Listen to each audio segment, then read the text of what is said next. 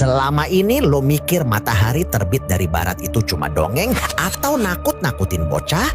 Tapi sadar nggak sih kalau panggung tempat lo berdiri sekarang ini mesinnya lagi rusak parah? Gue nggak lagi ngelindur ya. Bumi yang lo injak sekarang itu lagi oleng, mesinnya lagi rusak. Tapi lo masih aja so asik kayak nggak punya dosa di depan kamera ponsel pintar lo. Kerusakan ini bukan cuma perasaan atau khayalan gue doang.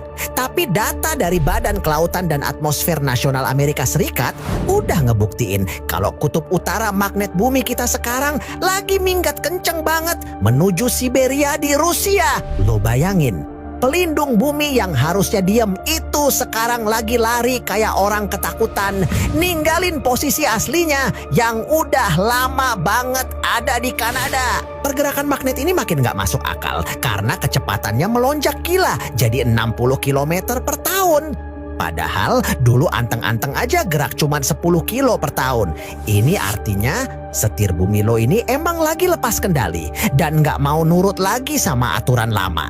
Kalau setirnya udah narik sendiri ke Siberia, lo pikir bumi bakal tetap anteng kayak nggak ada apa-apa? Lepas kendalinya setir bumi ini bisa dijelasin pakai ilmu fisika matematika, terutama soal hukum momentum sudut yang bilang kalau isi perut bumi bergejolak, maka putaran bumi pasti bakal berubah drastis.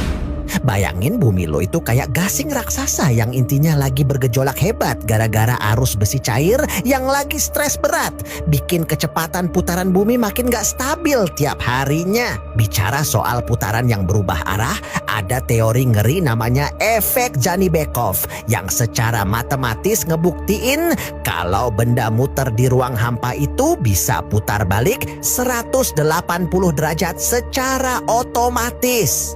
Titik jenuh ini adalah kepastian matematis, bukan ramalan cuaca yang bisa salah. Jadi kalau momentumnya udah sampai puncaknya, bumi lu ini bakal jungkir balik seketika tanpa ampun. Nah, pas titik jenuh itu kena ke bumi, disitulah matahari otomatis bakal muncul dari arah barat. Sebuah fenomena yang sebenarnya udah dibilangin sama Al-Quran 1400 tahun yang lalu.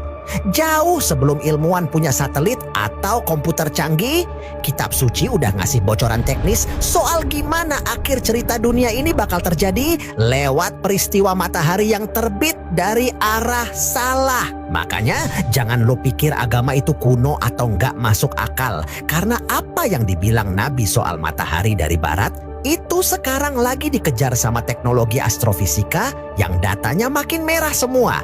Ilmuwan dunia sekarang lagi keringat dingin lihat layar monitor mereka karena apa yang dulu dianggap mustahil secara fisika sekarang malah kelihatan makin dekat buat beneran jadi kenyataan. Tapi ngerinya di saat alam semesta udah ngasih sinyal darurat lewat pergeseran kutub magnet ini, kelakuan manusia di bawah sini malah makin gak karuan dan bener-bener udah gak tahu diri lagi. Manusia sibuk ngerusak alam, sibuk pamer harta, dan sibuk nyembah jabatan, padahal langit udah mulai ngasih tanda kalau waktu buat tobat itu udah makin sempit dan gak bakal lama lagi bakal habis. Kekacauan moral ini sebenarnya udah masuk dalam hitungan sunatullah, di mana Rasulullah udah bagi zaman jadi 5 fase.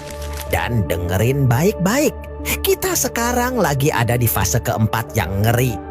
Fase ini namanya Mulkan Jabarian. Sebuah fase yang ditandai dengan munculnya para pemimpin yang suka maksa dan bertindak sesuka hati mereka sendiri tanpa dengerin suara rakyat kecil sedikit pun. Zaman Mulkan Jabarian ini artinya zaman para pemimpin diktator. Pemimpin yang enggak punya kuping buat denger penderitaan orang lain dan cuman hobi ngerubah aturan sesuka jidat mereka sendiri. Mereka pikir kekuasaan itu bakal habis buat mereka doang. Padahal itu cuma ujian sebelum semuanya digulung sama kiamat yang udah nunggu di depan pintu rumah lo semua yang lagi asik tidur lelap. Kediktatoran ini makin parah karena dibarengi sama budaya korupsi, kolusi, dan nepotisme yang udah nggak pakai malu lagi.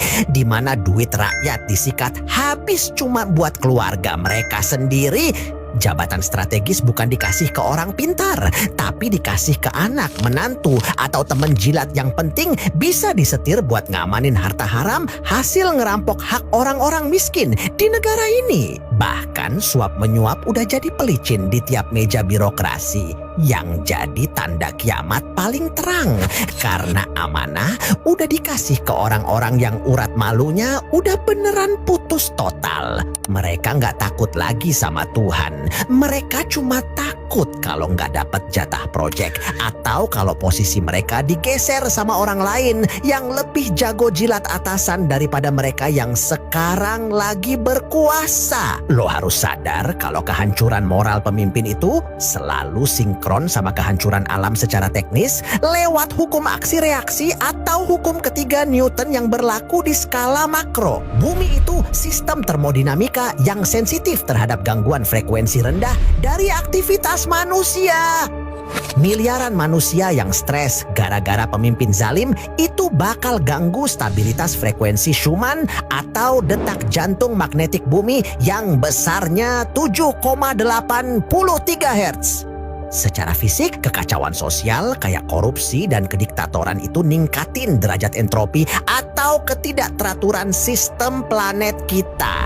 Kalau entropi atau kekacauan ini udah kepenuhan, bumi secara otomatis bakal ngelakuin proses pembersihan mandiri atau self-cleaning buat nyari titik setimbang baru lewat bencana alam dahsyat.